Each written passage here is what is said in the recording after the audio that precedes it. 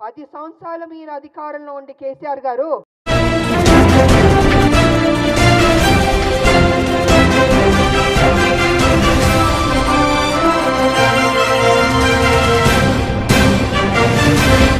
10 సంవత్సరాలు మీరు అధికారంలో ఉండి కేసీఆర్ గారు దోచుకోలేదా తెలంగాణ మొత్తం సొమ్ముని?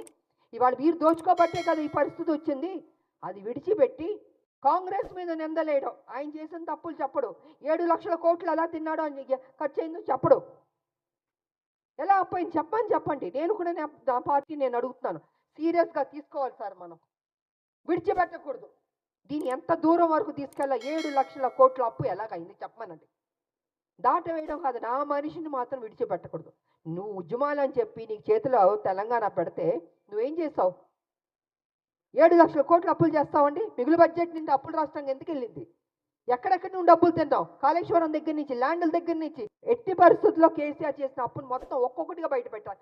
ఏదో నామకే వాస్తే మనం మాట్లాడడం లేదా వదిలేయడం కాదు, తవ్వాలి, బయటికి తీయాలి వాస్తవాన్ని.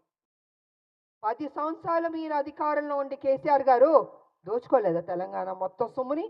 ఇవాళ మీరు దోచుకోబట్టే కదా ఈ పరిస్థితి వచ్చింది.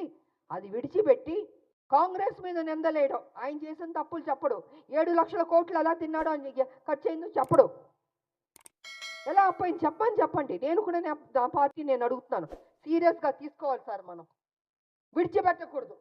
దీన్ని ఎంత దూరం వరకు తీసుకెళ్ళా? 7 లక్షల కోట్ల అప్పు ఎలాగైంది చెప్పమనండి. దాటవేయడం కాదు, నా మనిషిని మాత్రం విడిచిపెట్టకూడదు. నువ్వు ఉద్యమాలు అని చెప్పి నీకు చేతిలో తెలంగాణ పెడితే నువ్వేం చేస్తావు? 7 లక్షల కోట్లు అప్పులు చేస్తావండి. మిగులు బడ్జెట్ నుండి అప్పులు రాష్ట్రానికి ఎందుకు వెళ్ళింది? ఎక్కడెక్కడి నుండి డబ్బులు తింటావు? కాళేశ్వరం దగ్గర నుంచి, ల్యాండ్ల దగ్గర నుంచి. ఎట్టి పరిస్థితుల్లో కేసీఆర్ చేసిన అప్పును మొత్తం ఒక్కొక్కటిగా బయట పెట్టాలి. ఏదో నామకే వాస్తే మనం మాట్లాడడం లేదా వదిలేయడం కాదు, తవ్వాలి, బయటికి తీయాలి వాస్తవాన్ని.